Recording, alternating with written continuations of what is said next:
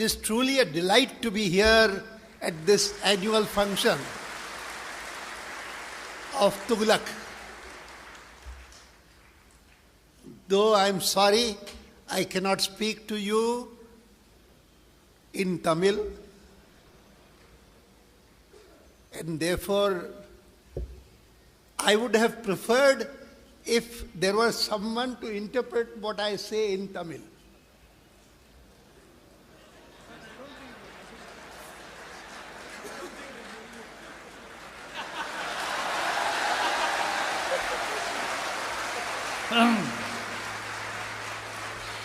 And if I have an interpreter who is like Cho, then I would say that the translation would be far, far better than the original speech.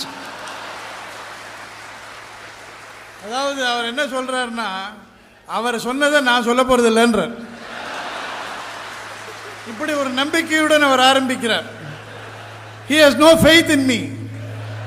That is why he says that what I am going to speak is not what he speaks.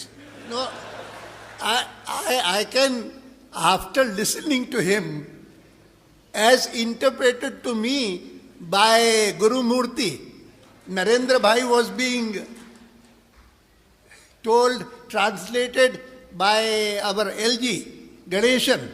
And so both of us were enjoying the Tamil speech. And therefore it is that I always feel, when I go to areas like, say, Kerala or Tamil Nadu, or sometimes even the interior parts of Karnataka and Andhra, or some other areas also, the interior, and I am forced to speak in English or in Hindi, then I insist on the translation being done in the local language. But in this case, I was told that so far as the audience of the Tughlaq is concerned, those who come here, they will not need any translation.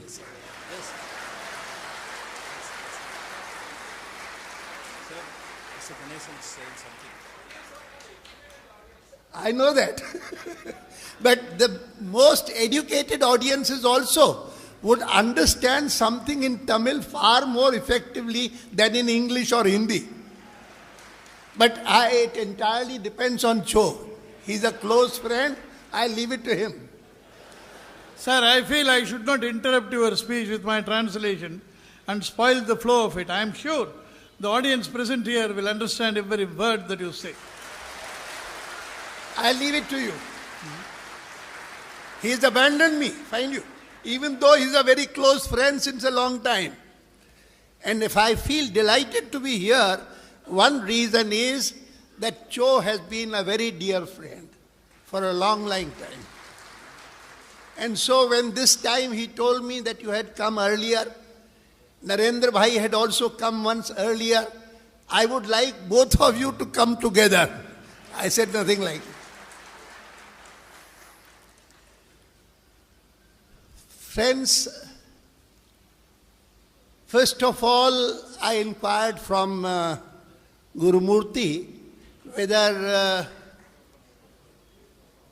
this annual function of Tughlaq is held always on Pongal Day, and he said yes. It was founded on Pongal. So first of all, let me greet you all. Pongal greetings.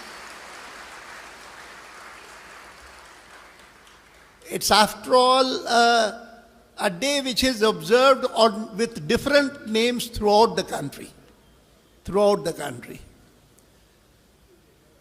I have been a resident for the first 20 years of my life in Sindh, Karachi.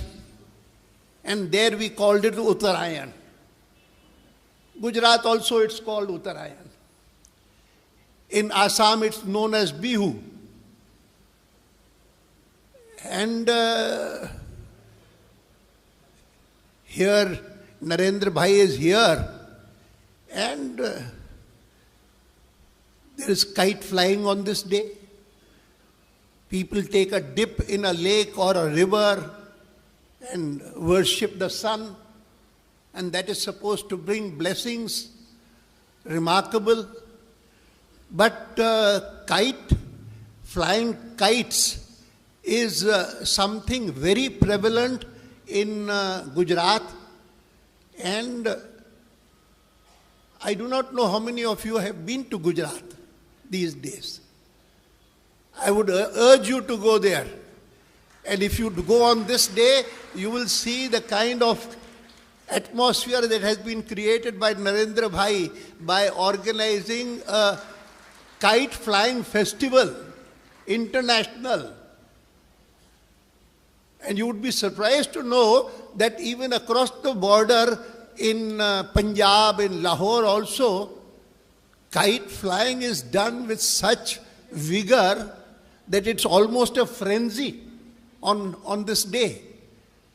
And therefore, I think that this festival of Pongal or Makar Sankranti or Uttarayan, whatever you call it, it only indicates how strong are the bonds of culture.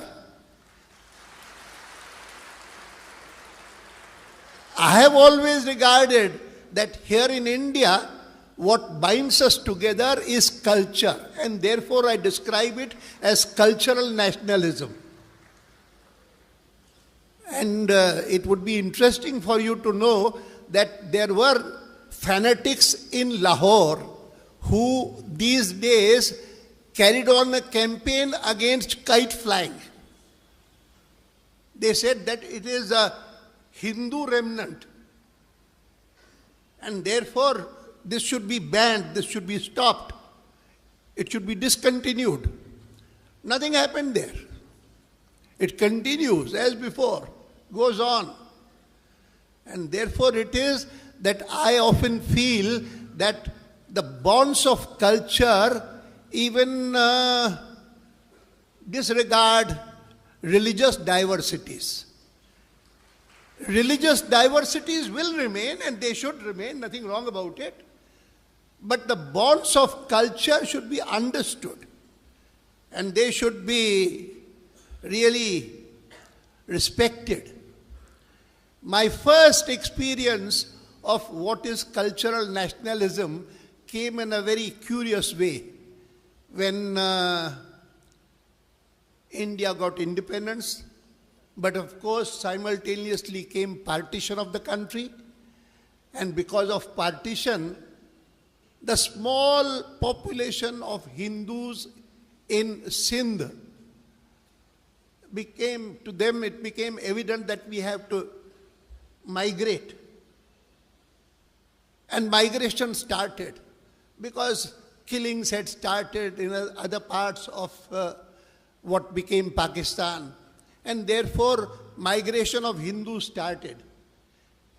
And those days, there was a proposal to construct a port like Karachi in Kandla in Gujarat. And there were people there, leaders of the Hindu society, who thought that the Hindus might migrate to Kutch in Gujarat. And my father also started thinking in that way. But my grandmother, who was at that time 80 years old, she told my father that I believe that you are thinking of moving to Gujarat, to Kutch. She said, well, you can go and settle wherever you want, but you take cognizance of the fact that I am 80 years old. I do not know how long I will remain. How many more years, 2 years, 3 years, I am to live for more. I do not know. I would be very happy if you can take me for my last few years to Varanasi, to Kashi, so that when my end comes, I am there on the banks of the Ganga. Now, this is something that is prevalent throughout the country. And these are traits which combine the whole country in a way. When I first went to Surat in Gujarat, I was told about the very good food that is there. And a friend told me that here the proverb circulating is Surat no Jiman, Kashi no Maran. And if you want to have good food, have it in Surat. And if you want to go and die somewhere, go and die in Kashi.